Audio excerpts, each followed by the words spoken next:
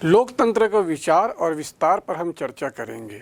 लोकतंत्र दो शब्दों से मिलकर बना है, लोक और तंत्र, अर्थात लोक मतलब जनता और तंत्र मतलब शासन। ऐसा शासन व्यवस्था जो वहाँ की जनता के द्वारा बनाया जाता है, इसे कहते हैं लोकतंत्र। तो हम सबसे पहले लोकतंत्र के इतिहास की बात करते हैं कि देखते हैं इंग्लैंड जैसे देश में 1649 में वहाँ की राजशाही व्यवस्था, उनके अधिनायक तंत्र के खिलाफ एक जोरदार क्रांति हुई और 1649 में जब वो क्रांति के पश्चात वहाँ के लोगों ने अपने अधिकार और अपनी अन्य मांगों को लेकर वहाँ के सम्राट के पास गए। इस प्रकार से इंग्लैंड में वहाँ की जनता को कुछ अधिकार दिए गए। इसे ही ऐतिहासिक रूप से लोकतंत्र की शुरुआत मानी जाती है। इसी कड़ी में आगे चल के फ्रांस में भी क्रांति हुई और फलस्वरूप फ्रांस की क्रांति के फलस्वरूप यूरोप के देशों में भी लोकतंत्र का आरंभ और विस्तार धीरे धीरे होते गया। आगे चलकर अमेरिका जैसे देश में भी लोकतंत्र की शुरुआत हुई और लोकतंत्र को एक मजबूती मिली। अमेरिका के पूर्व राष्ट्रपति अब्राहम लिंकन ने लोकतंत्र को बड़ी सुंदर तरीके से परिभाषित किया है, जनता का, जनता के लिए, जनता के द्वारा, अर्थात वो शासन व्यवस्था जिसका निर्माण जनता स्वयं अपने लिए करती है। इसी प्रकार से हम आगे देखते हैं कुछ उदाहरणों के माध्यम से कि लोकतंत्र को कैसे समझा जा सकता है। जैसे किसी क्लास में कक्षा प्रतिनिधि कैप्टन का चयन करना है, तो इसके दो तीन अलग अलग तरीके हो सकते हैं। पहला तरीका कि भाई पिछली क्लास में जो बच्चा सबसे अधिक नंबर पाया है उसे हमने कक्षा प्रतिनिधि बना दिया। दूसरा कि शिक्षक को जो पसंद आया उस बच्चे को कक्षा प्रतिनिधि बना दिया। तीसरा ये हो सकता है कि सारे बच्चे मिलकर अपने कक्षा प्रतिनिधि का चयन करें। तो जब सारे बच्चे मिलकर अपने कक्षा प्रतिनिधि का चयन करते हैं तो यह लोकतंत्र की सबसे अच्छी खूबसूरती है और यह श्रेष्ठ उदाहरण भी हो सकता है। इसी तरीके से हम देखते हैं उच्च कक्षाओं में जब बच्चे जाते हैं तो उनको विषय को लेके कई बार घर वाले दबाव डालते हैं कि आप साइंस लीजिए, कॉमर्स लीजिए कि आर्ट्स लीजिए। लेकिन यहाँ पर लोकतंत्र तभी हो सकता है जब बच्चे को इस बात की स्वतंत्रता दी जाए कि वो अपने पसंद के अनुसार अपने विषय का चयन कर सके। अर्थात अगर कोई विद्यार्थी कला संकाय में पढ़ना चाहता है तो उसे दबावपूर्वक अगर हम विज्ञान पढ़ने को कहे तो वह लोकतंत्र नहीं होगा। तो इस प्रकार से प्रत्येक विद्यार्थी अपने विषय का चयन स्वयं करे और आगे अच्छी पढ़ाई करके अपने भविष्य का निर्माण करे। तो हमने इस प्रकार से दो उदाहरणों से जाना कि लोकतंत्र कैसे जमीनी स्तर से भी प्रारंभ होता है। अब हम बात करते हैं भारत की। तो भारत में लोकतंत्र का प्रादुर्भाव ऐसे तो प्राचीन व्यवस्था में माना जाता है, लेकिन हम आधुनिक भारत की बात करें, आज़ादी की भारत की बात करें, जब भारत संगठित हुआ उसके पहले आप जानते हैं कि भारत जो है बिखरा हुआ था, फैला हुआ था, है ना भाई। अलग अलग रियासतें थी, अलग अलग रियासतों में अलग अलग राजा काम करते थे। अंग्रेज़ों का दौर आया तो अंग्रेज़ों ने जिन रियासतों में, जिन राज्यों में कब्जा किया वहाँ शासन चलाया और वहाँ भी उन्होंने एक प्रकार से चुनाव के माध्यम से प्रतिनिधियों को चुनने का कार्य प्रारंभ किया। लेकिन भारत में पूर्ण रूप से लोकतंत्र की स्थापना हुई आज़ादी मिलने के पश्चात 15 अगस्त 1947 के बाद। 1947 को भारत ने अपना आज़ादी प्राप्त किया और स्वयं का अपना संविधान निर्माण किया। और इस संविधान की जो सबसे बड़ी खूबसूरती ये थी कि संविधान को बनाने वाले हमारे देश के ही जनप्रतिनिधि थे, जो अपने अपने क्षेत्रों से निर्वाचित होके गए थे।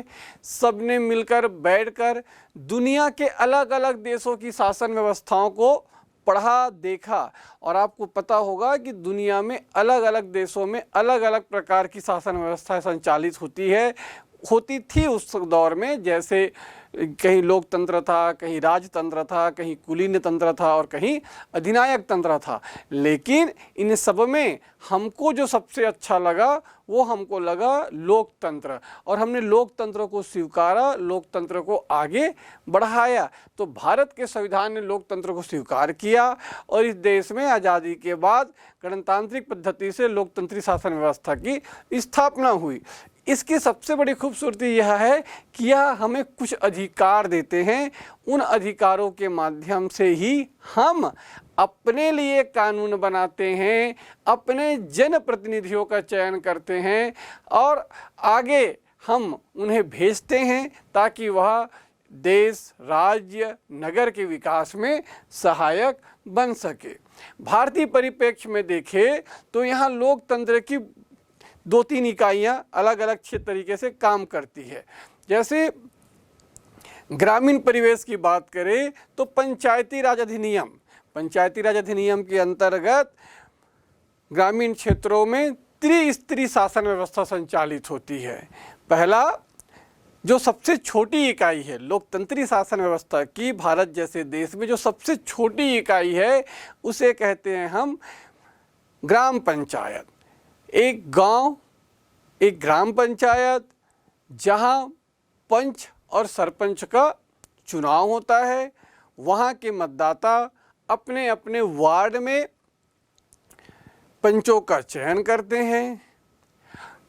कुछ राज्यों में ये व्यवस्था है कि सरपंचों का चयन भी आम मतदाता करते हैं, नहीं तो जो चुने हुए पंच होते हैं वो मिलके सरपंच का चयन करते हैं। तो ये भी लोकतंत्री ही व्यवस्था कहलाती है। इस प्रकार से हम देखते हैं कि जो सबसे छोटी इकाई ग्राम पंचायत है वहाँ पर भी जो है लोकतंत्र हमें देखने को मिलता है और ये पंच सरपंच मिलके उस गांव के विकास के लिए योजनाएं बनाते हैं, शासन द्वारा निर्धारित कार्यों को आगे बढ़ाते हैं। तो इस प्रकार से जनता के चुने हुए प्रतिनिधि ही शासन में सहभागिता निभाते हैं। इसी तरीके से ग्राम पंचायत से जो ऊपर की कड़ी है वह है जनपद पंचायत। कुछ गांवों को मिला के एक क्षेत्र घोषित किया जाता है। उस क्षेत्र से एक जनपद सदस्य का निर्वाचन होता है। इसे आम मतदाता ही चुनकर भेजते हैं। इस प्रकार से पूरे ब्लॉक में, उस क्षेत्र में, जनपद क्षेत्र में अलग अलग सदस्य चुन के जाते हैं और वे सभी सदस्य मिलके अपने अध्यक्ष उपाध्यक्ष का चयन करते हैं। और ये उस जनपद क्षेत्र में, उस ब्लॉक या विकासखंड जिस क्षेत्र में आता है उस क्षेत्र के विकास कार्यों में सहभागी बनते हैं। इससे जो बड़ी इकाई है उसे कहते हैं जिला पंचायत। प्रत्येक जिले में एक जिला पंचायत होता है और उसी प्रकार से बहुत सारे ग्रामों का एक समूह होता है। वहाँ पर एक जिला पंचायत सदस्य चुनाव जीतकर जाता है। पूरे जिले के जिला पंचायत सदस्य मिलकर अध्यक्ष और उपाध्यक्ष का चयन करते हैं। इस प्रकार से ये निर्वाचित प्रतिनिधि उस जिले के जिला पंचायत के माध्यम से पूरे क्षेत्र के विकास कार्यों में सहभागी बनते हैं और वो उस आम मतदाता की आवाज़ होती है जो उन्हें चुनकर भेजी रहती है। इसी तरीके से जब हम नगरीय क्षेत्रों में जाते हैं तो नगरीय क्षेत्रों को भी त्रिस्तरीय व्यवस्था में बांटा गया है, जिसका सबसे छोटा उदाहरण है एक नगर पंचायत। कोई छोटा कस्बा जो होता है, नगर होता है, वहाँ नगर पंचायत काम करती है और यहाँ पार्षदों का चयन वहाँ के वार्ड के मतदाताओं के द्वारा किया जाता है। ये सारे मतदाता मिलकर अपने अपने वार्ड में पार्षदों का चयन करते हैं और ये पार्षद जो है फिर नगर पंचायत अध्यक्ष और उपाध्यक्ष का चुनाव करते हैं। तो इस प्रकार से यहाँ भी लोकतंत्री शासन व्यवस्था हमको देखने को मिलता है। ये भी उस नगर के विकास योजनाएं और शासन की योजनाओं को आगे बढ़ाते हैं। इसी तरीके से नगर पंचायत के ऊपर होता है नगर पालिका। नगर पालिका में भी अलग अलग वार्ड होते हैं। बड़े शहरों और छोटे कस्बों के बीच की स्थिति को हम नगर पालिका कह सकते हैं। तो नगर पालिका में जो है वार्ड के माध्यम से पार्षदों का चयन होता है, आम मतदाता पार्षदों का चुनाव करते हैं और ठीक वैसे ही ये सभी पार्षद मिलकर नगर पालिका के अध्यक्ष और उपाध्यक्ष का निर्वाचन करते हैं और ये लोग भी अपने नगर पालिका क्षेत्र के अंतर्गत विकास कार्यों को करते हैं। और नगरीय निकाय का जो सबसे बड़ा इकाई है उसे कहते हैं नगर निगम या नगर पालिक निगम भी कह सकते हैं हम। ये यहाँ भी उसी स्थिति में होता है कि वो अलग अलग वार्ड्स होते हैं।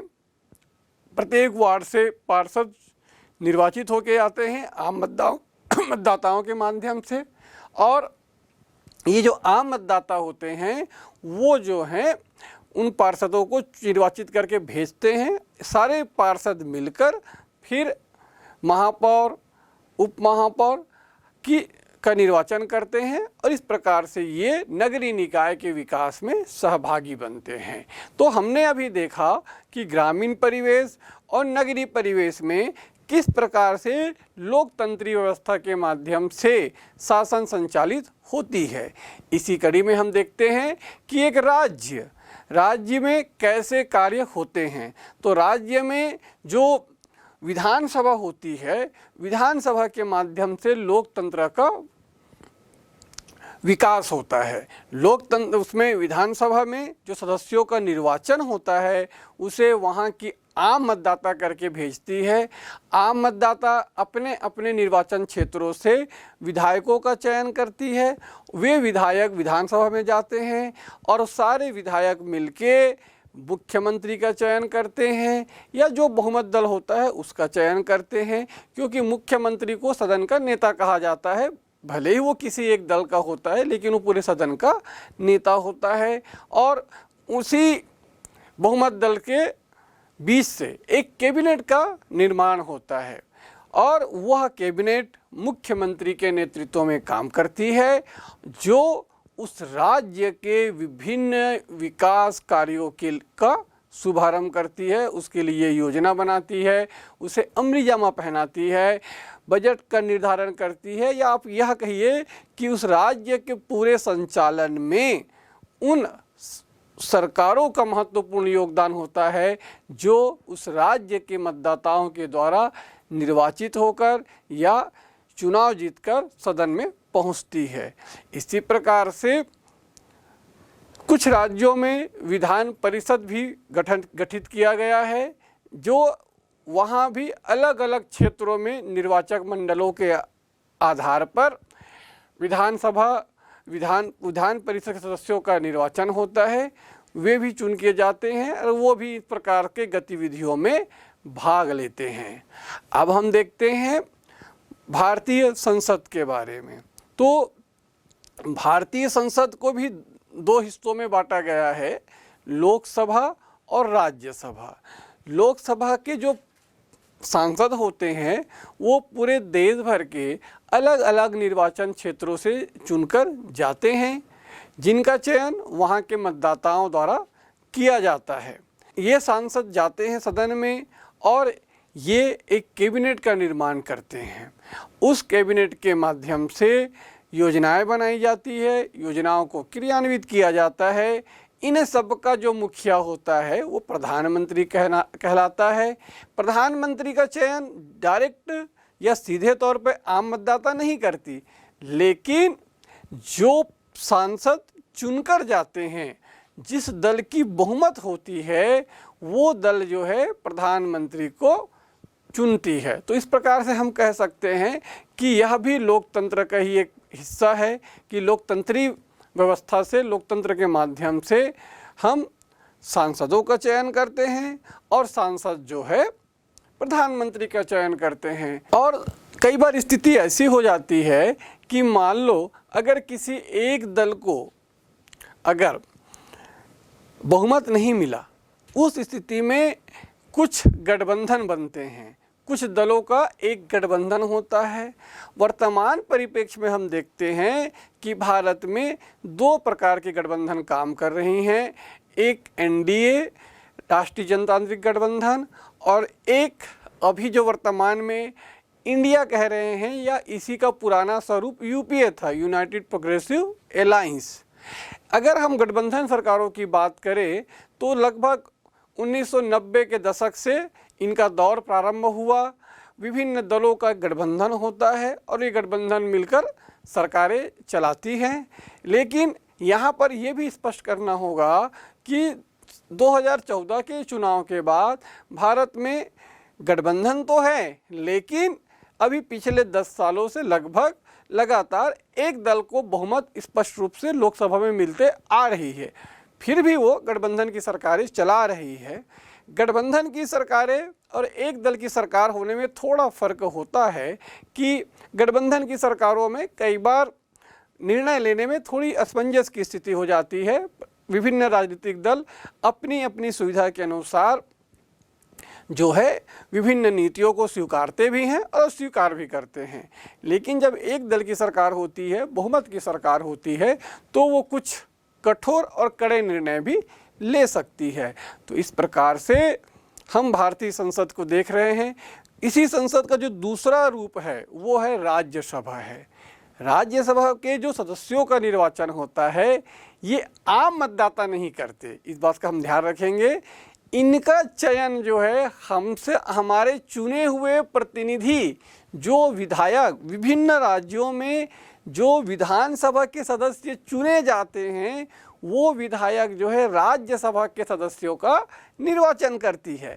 तो प्रत्येक राज्य में जो विधानसभा के सदस्य होते हैं वो जो है एक प्रकार से विधानसभा में पहुंचने के बाद मतदाता की भूमिका में होते हैं और वो मिलकर राज्यसभा के सदस्यों को निर्वाचित करती है।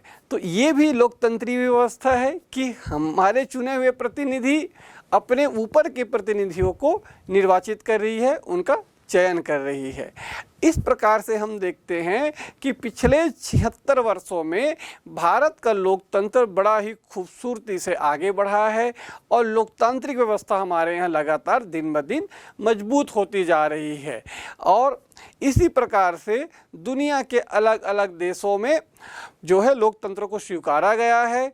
विशेषकर द्वितीय विश्व युद्ध के बाद जिन देशों को आज़ादी मिली उन्होंने लोकतंत्री शासन व्यवस्था को ही स्वीकार किया है।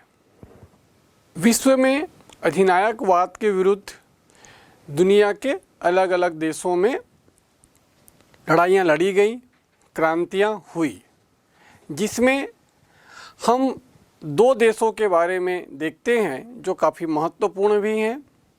इसमें लीबिया और म्यांमार। तो अभी हम सबसे पहले लीबिया के बारे में देखते हैं।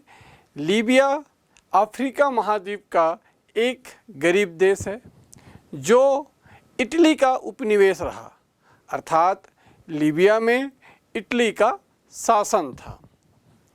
आगे चल के 1947 में आप तारीखों पर ध्यान देंगे, वर्ष को देखेंगे तो भारत की आज़ादी के कुछ समय पहले की बात है कि इटली ने लीबिया को स्वतंत्र घोषित कर दिया गया।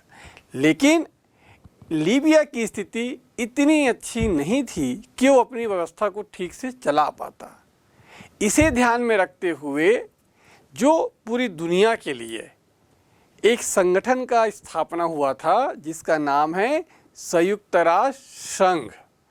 संयुक्त राष्ट्र संघ पूरे देश में व्यवस्थाओं के संचालन, शांति की स्थापना, युद्ध की रोकथाम, ऐसे विभिन्न विषयों पर वो कार्य करती है, जिसमें सभी स्वायत्त स्वतंत्र देश इसके सदस्य बने हुए हैं।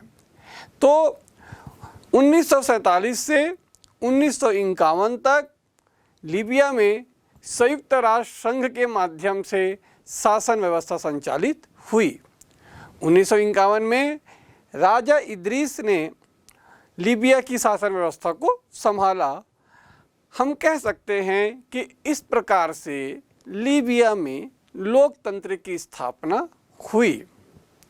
और आगे चल के 1959 के आते आते लीबिया में पता चला कि वहाँ प्रचुर मात्रा में तेल और प्राकृतिक गैस का भंडार है।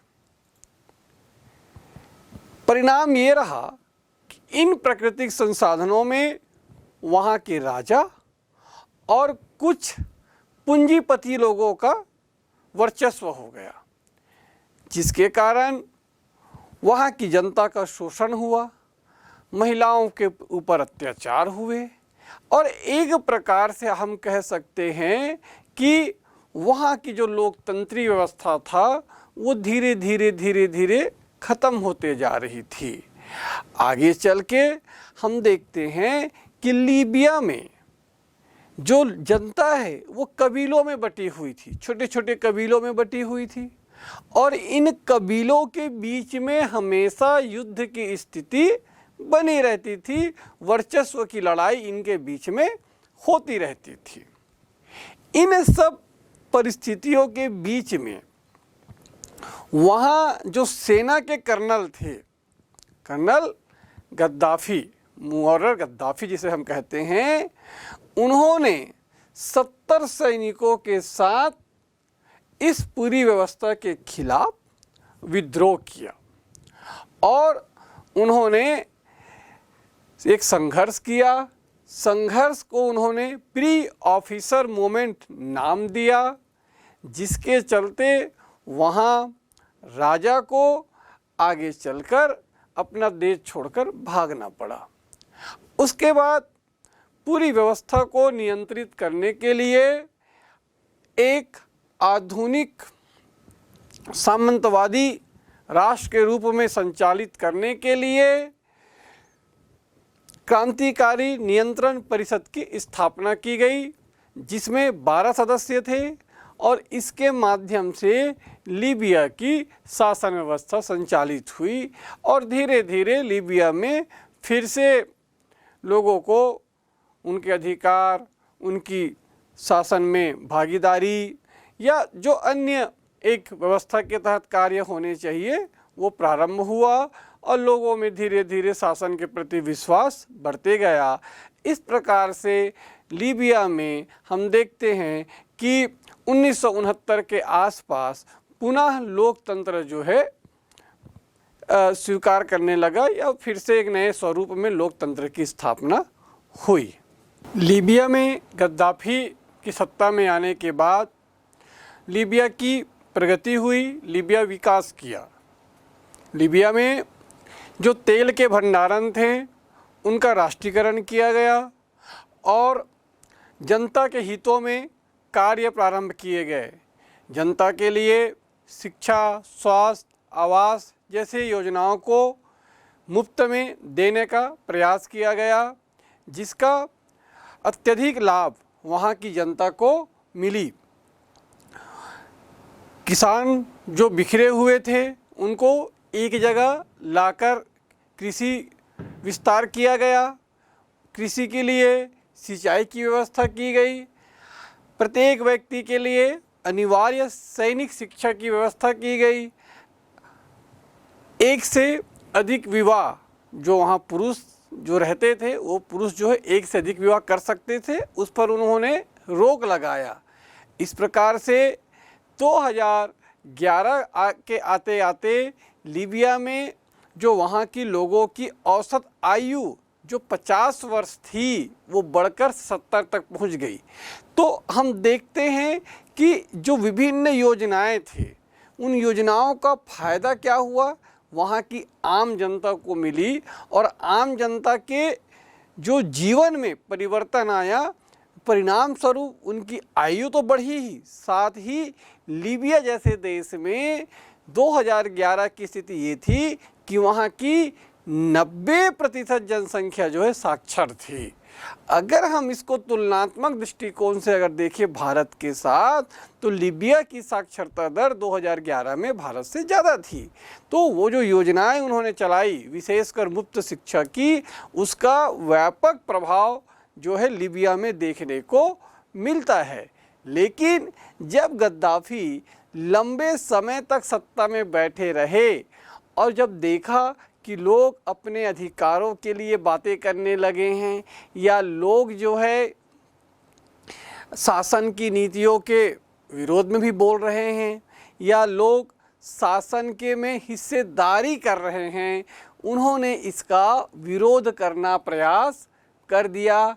और इस प्रकार से वहाँ जन परिषदों और विधानसभाओं के माध्यम से जो प्रतिनिधि आने लगे और जिनसे गद्दाफी के वैचारिक मतभेद थे, तो ऐसे मतभेदों को दबाने का प्रयास गद्दाफी के द्वारा किया गया।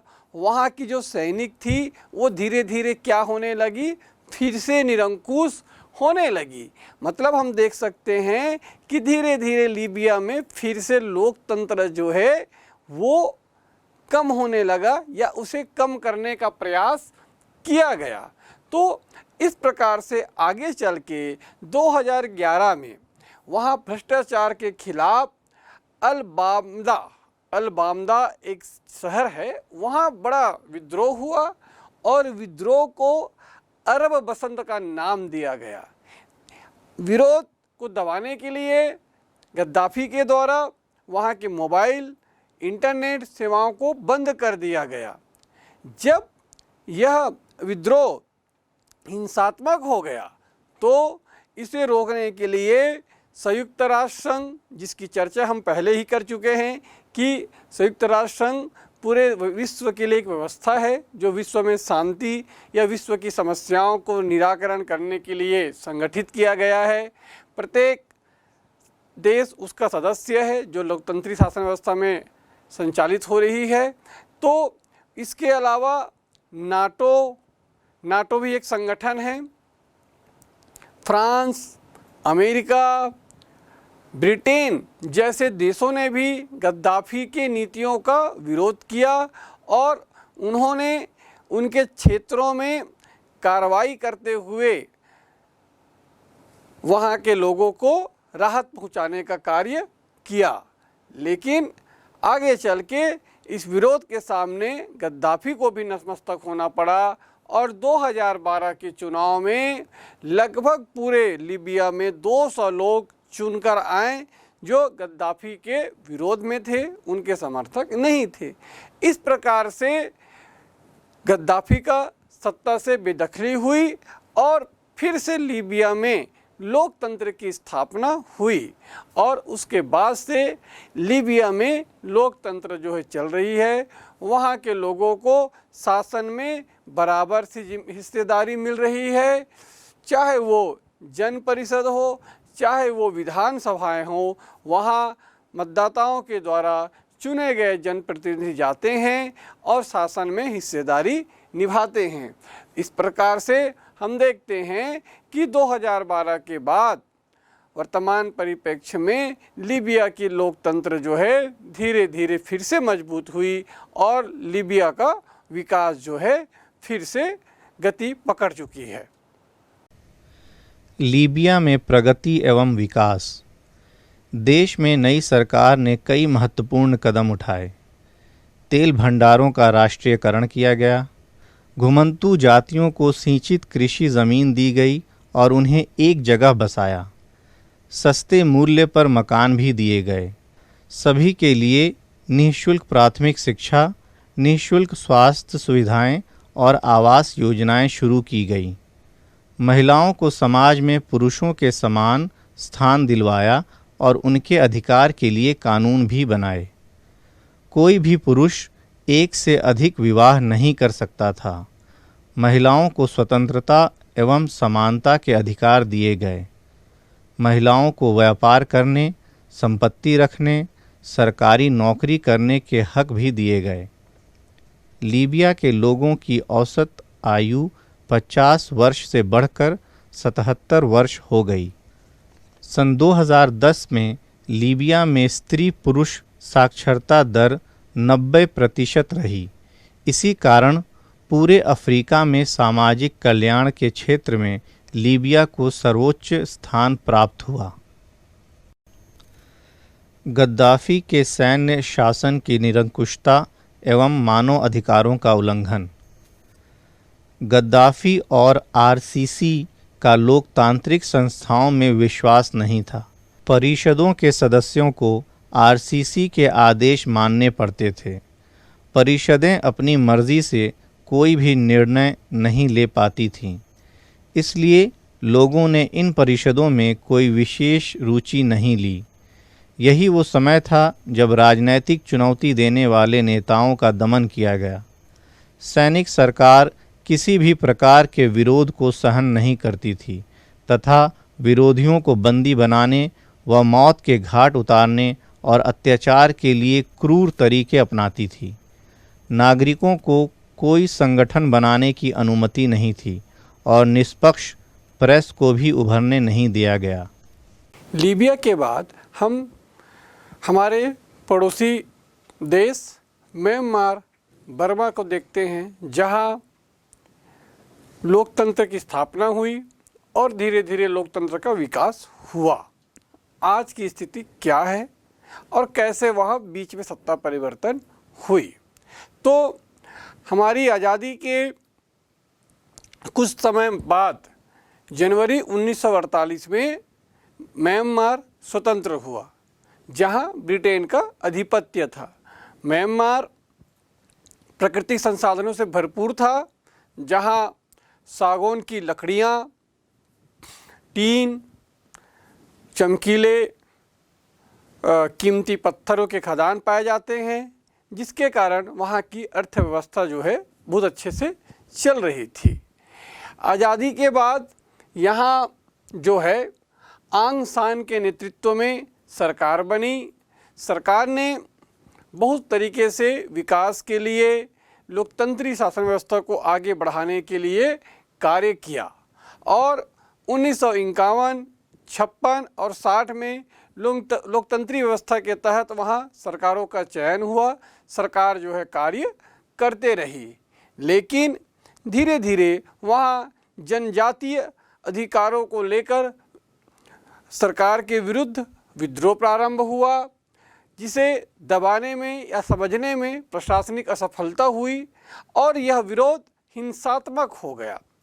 परिणाम स्वरूप 1962 के आते आते वहाँ के जनरल नेविन ने तख्ता पलट कर दिया और फिर से जो है बर्मा में लोकतंत्र जो है एक प्रकार से खत्म हो गई। सैनिक शासन जो है स्थापित हो गया। हालांकि सैनिक शासन ने जो प्राकृतिक संसाधन हैं उनका राष्ट्रीयकरण किया गया। राष्ट्रीयकरण के बाद वहाँ जो है लोगों के लिए मुफ्त शिक्षा और स्वास्थ्य की व्यवस्था की गई। जमींदारों, सूदखोरों के विरोध में नियम बनाए गए, उन पर कार्रवाई की गई, जनता को अधिकार दिया गया। लेकिन इन संसाधनों में सैनिकों का प्रभुत्व जो है बढ़ गया। परिणाम स्वरूप क्या हुआ कि बर्मा के सैनिक जो हैं शक्तिशाली हो गए और ये जो है शक्तिशाली होने के पश्चात वहाँ के लोगों का सैनिकों के द्वारा भी शोषण, अत्याचार किया जाने लगा। परिणाम स्वरूप वहाँ बेरोजगारी बढ़ गई, बाल श्रमिकों को संख्या बढ़ गई, साथ ही साथ जो है लोगों के अधिकारों का हनन होने लगा, जिसके विरोध में वहाँ के छात्राओं ने आंदोलन किया, जिस आंदोलन को वहाँ की सैनिक सत्ता द्वारा दबाने का प्रयास किया गया। 1988 के आते आते बर्मा की जो सामाजिक कार्यकर्ता थी आंग सान सून, इन्होंने पूरे बर्मा में सैनिक शासन के विरुद्ध विद्रोह किया, लेकिन इनके विद्रोह को दबाते हुए इन्हें नज़रबंद कर दिया गया, कैद में डाल दिया गया। स्थिति इतनी विकराल हो गई कि आंग सान सू की पति की मृत्यु के बाद उन्हें उनके पति के अंतिम संस्कार में भी शामिल होने नहीं दिया गया। साथ ही उन्हें उनके बच्चों से भी मिलने नहीं दिया गया। और इस प्रकार से जो मानव अधिकारों का हनन, मानव के हो रहे वहाँ अत्याचार, ये पूरी दुनिया देख रही थी। और दुनिया के अलग अलग देशों के द्वारा, चाहे वो संयुक्त राष्ट्र संघ हो, चाहे अमेरिका हो, चाहे वो ब्रिटेन हो, इस प्रकार से इन्होंने भी उन कार्यों का विरोध किया। और उनका भी प्रयास था कि म्यांमार में फिर से लोकतंत्र की स्थापना हो सके। और यह प्रक्रिया निरंतर जो है चलती रही। तो आगे चल के लीबिया में 2007 में चुनाव हुआ और 2007 के चुनाव में जनरल थीन सेन जो है वहाँ के प्रधानमंत्री बने। लेकिन वहाँ के जो विपक्षी दल था एनएलडी, जिसके नेता थी आंग सान सू, उन्हें चूंकि रिहा नहीं किया गया। परिणाम स्वरूप एनएलडी ने उस चुनाव का बहिष्कार किया। तो इस प्रकार से हम देखते हैं कि 2007 का चुनाव को भी हम लोकतंत्र नहीं मान सकते। आगे चल के 2011 में वहाँ 45 सीटों पर उपचुनाव हुआ और 45 सीटों में से एनएलडी पार्टी को 43 सीटों पर जीत मिली, जिसका परिणाम ये हुआ कि वहाँ के लोगों को लगा कि इस देश को फिर से लोकतंत्र की स्थापना हो सकती है। और शासन ने दबाव में आते हुए आंग सान सू को रिहा कर दिया गया। 2015 के चुनाव में एनएलडी पार्टी को म्यांमार के दोनों सदनों में स्पष्ट बहुमत मिला और यहाँ फिर से लोकतंत्र की स्थापना हुई। हालांकि पूर्व में जो सरकारें बनी थी 2008 में, उन्होंने लोगों को भावनात्मक रूप से प्रभावित करने के उद्देश्य से और अपने जो गलत कार्य हैं उनको दबाने का प्रयास किया गया। और इसके अंतर्गत म्यांमार का नाम बदलकर बर्मा किया गया। मतलब ऐतिहासिक रूप से देखें तो म्यांमार बर्मा का ही नाम है और म्यांमार का दूसरा नाम बर्मा है। म्यांमार बर्मा दोनों एक ही देश हैं। समय के अनुसार इनके नामों में परिवर्तन हुआ। इस प्रकार से 2015 से लेकर 2020-21 तक म्यांमार में लोकतंत्र जो है अच्छे से चला, उसका विकास भी हुआ। लेकिन नियति को कुछ और मंजूर था। 2021 के आते आते फिर से म्यांमार में जो है सैनिक शासन स्थापित हो गई। वहाँ के सैनिक शासकों द्वारा सरकार में तख्ता पलट किया गया। आज के परिदृश्य में देखें तो वर्तमान में म्यांमार में सैनिक शासन है, अर्थात फिर से वहाँ लोकतंत्र को खत्म कर दिया गया। म्यांमार में बदलाव। सन 2008 में म्यांमार में कई तरह के बदलाव हुए। लोकतंत्र की स्थापना के लिए सैनिक शासन ने जनमत संग्रह का आदेश दिया, परंतु जनमत संग्रह नहीं कराया गया। देश का नाम बर्मा से बदलकर म्यांमार रख दिया गया। सन 2010 में संयुक्त राष्ट्र संघ की देखरेख में म्यांमार में चुनाव हुए। सेना द्वारा सहायता प्राप्त union solidarity and development party (USDP) ने ये चुनाव जीत लिया। नए राष्ट्रपति थेन सेन बन गए। सन 2011 में म्यांमार में 45 सीटों के लिए उपचुनाव हुए।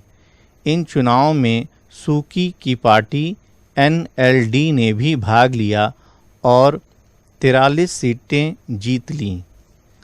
2015 के आम चुनाव के घोषित चुनाव परिणाम के अनुसार सूकी की पार्टी को दोनों सदनों में पूर्ण बहुमत मिला। 15 मार्च 2016 में श्री काओ के शपथ ग्रहण के साथ म्यांमार में लोकतांत्रिक प्रक्रिया और सुदृढ़ हुई। इस प्रकार से हम देखते हैं कि लोकतंत्र की शुरुआत जो ब्रिटेन से हुई, धीरे धीरे यूरोप के देश, अमेरिकन देश, अफ्रीका में फैलते गया, जहाँ भारत में भी इसको शुरू किया गया। और भारत के ही आसपास जिन दो देशों का हमने अध्ययन किया, चाहे वो लीबिया हो, चाहे वो म्यांमार वर्तमान बर्मा हो, दोनों देशों में जो है लोकतंत्र को स्वीकार किया गया। लेकिन पिछले आज़ादी के बाद के वर्षों में भारत में जिस तरीके से लोकतंत्र मजबूत हुआ है, वैसे लोकतंत्र की मजबूती ना हमें लीबिया में देखने को मिलती है, ना हमें बर्मा में देखने को मिलती है। तो हम कह सकते हैं कि भारत में लोकतंत्र जो है अत्यधिक विकास किया और मजबूत किया, बनिस्बत लीबिया और बर्मा जैसे देशों में लोकतंत्र जो है समय समय पर आया, और वहाँ जो है समय समय पर उसको नुकसान भी हुआ, उसे हटाना भी पड़ा, उसे रोकना भी पड़ा, क्योंकि वहाँ के सैनिकों के द्वारा, वहाँ के धनाढ्य लोगों के द्वारा जो है लोकतंत्र को कुचलने का प्रयास समय समय पर किया जाता रहा। तो इस प्रकार से हम देखते हैं कि भारत का लोकतंत्र जो है अत्यधिक विकसित और सुसंस्कृत है।